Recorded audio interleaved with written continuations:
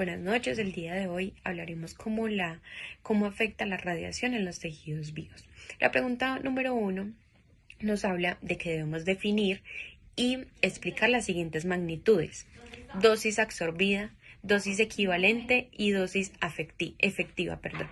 La dosis absorbida es la cantidad de energía que la radiación deposita en un tejido del cuerpo y esta se mide en Gray. En pocas palabras, nos dice como cuánta radiación recibe el cuerpo, pero esta no tiene en cuenta ni el daño ni el tipo de radiación. Bueno, la dosis equivalente, esta no solo tiene en cuenta como la cantidad de radiación, sino que esta también ya mide el tipo de radiación. Esto es importante porque no todas las radiaciones tienen el mismo daño, o sea, afectan igual. Esta se calcula multiplicando la dosis absorbida por un factor de ponderación que lo vamos a ver más adelante y se mide en Siever. Esto es como una forma de medir qué tan peligrosa es la radiación según su tipo. La dosis efectiva, esta va un paso más allá, porque además de considerar cuál es el tipo de radiación, también tiene en cuenta qué órgano o qué tejido está siendo afectado. Esto permite estimar el riesgo total de la salud de toda la persona. También se mide en Siever. La dosis efectiva es la medida, más completa del daño que puede causar la radiación al cuerpo. Ahora bien, los factores de ponderación sirven para medir qué tan dañina es cada tipo de radiación. Es decir, rayos X, gamma y beta equivalen 1. Los electrones 1. Los neutrones entre 5 y 20. Eso depende de la energía. Las partículas alfa 20. No todas las radiaciones son iguales de peligrosas, por eso son estos valores.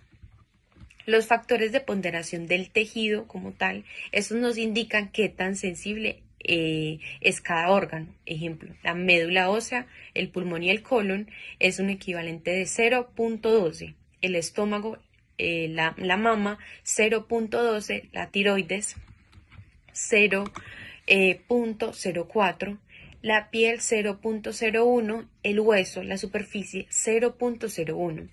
Algunos órganos son más sensibles que otros con la radiación, ¿cierto?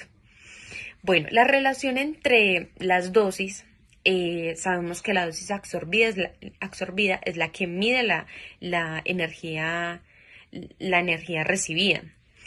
La dosis equivalente es la que añade el tipo de radiación y la dosis efectiva es la que incluye además los órganos afectados, ¿cierto? Estas medidas son fundamentales en radiología porque estas permiten proteger al paciente y al personal de los efectos de la radiación. Hola, mi nombre es Lina Cartagena. Hoy voy a explicarles dos temas muy importantes dentro de la radiobiología: los tipos de efectos que tiene la radiación sobre los seres vivos y qué es la dosimetría biológica y cuándo se usa. La pregunta número 3. Indique y explique los tipos de efectos de la radiación sobre los seres vivos, según el tiempo de aparición, desde el punto de vista biológico y según la dependencia de la dosis.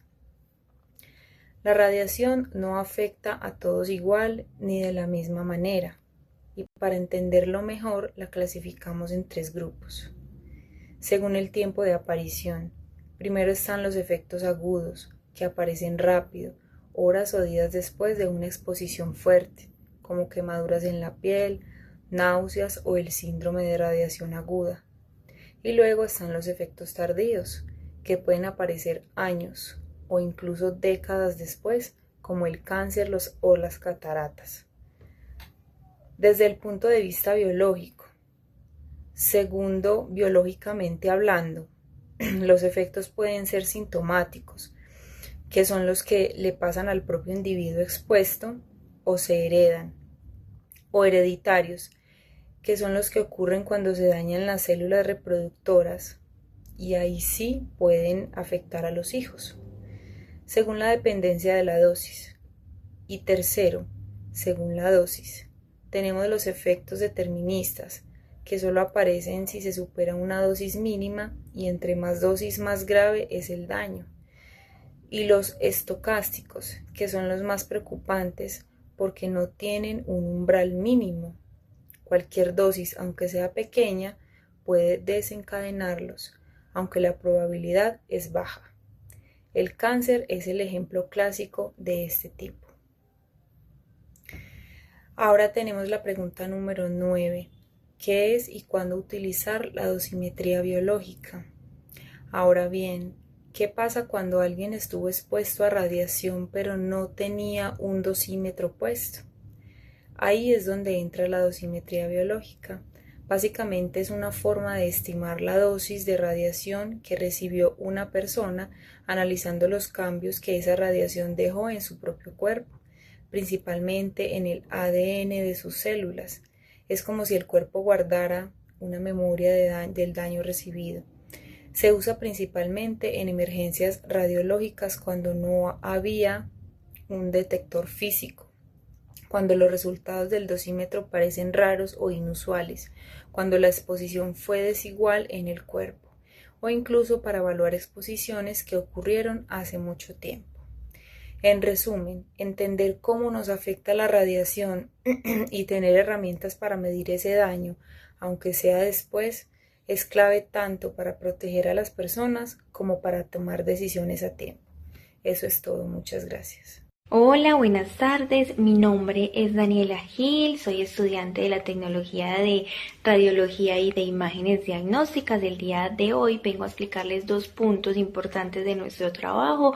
El primero es cómo afecta la radiación a nuestro ADN y el síndrome de radiación ionizante. Primero, comencemos con cómo afecta la radiación a nuestro ADN. La radiación puede afectar a nuestro ADN de dos maneras. De manera directa, cuando interactúa directamente con la molécula. De manera indirecta, a través de radicales libres que se forman en el agua dentro de la célula. Uno de los daños más comunes que podemos encontrar es la ruptura de una sola cadena del ADN, que esto generalmente se puede reparar. Sin embargo, también podemos encontrar la ruptura de las dos cadenas del ADN. Esto es mucho más grave. Esto puede traer consigo mutaciones y hasta la muerte de la célula. Además, la radiación puede alterar las bases del ADN, formar enlaces anormales o generar mutaciones si este daño no se repara bien. También pueden presentarse aberraciones cromosómicas, que son cambios más grandes en la estructura del material genético. En general, esos daños pueden ser corregidos por la célula, pero si no se corrigen de manera adecuada, pueden generar enfermedades como el cáncer. Ahora voy a explicarles el síndrome de radiación aguda. Este ocurre cuando una persona recibe dosis altas de radiación en un corto tiempo. Este síndrome se desarrolla en varias fases. Esta es la fase inicial, donde aparecen los primeros síntomas como náuseas, vómito y cansancio. Luego hay una fase de latencia, donde parece ser que la persona mejora, pero el daño sigue avanzando en el cuerpo. Después viene la fase más grave, donde aparecen efectos dependiendo del órgano que fue afectado.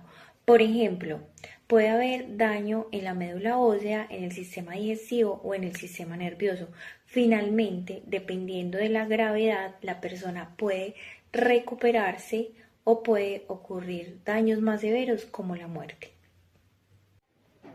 En conclusión, la radiación puede generar efectos importantes tanto a nivel celular como en el organismo, por lo que es fundamental el uso adecuado de las medidas de protección en radiología.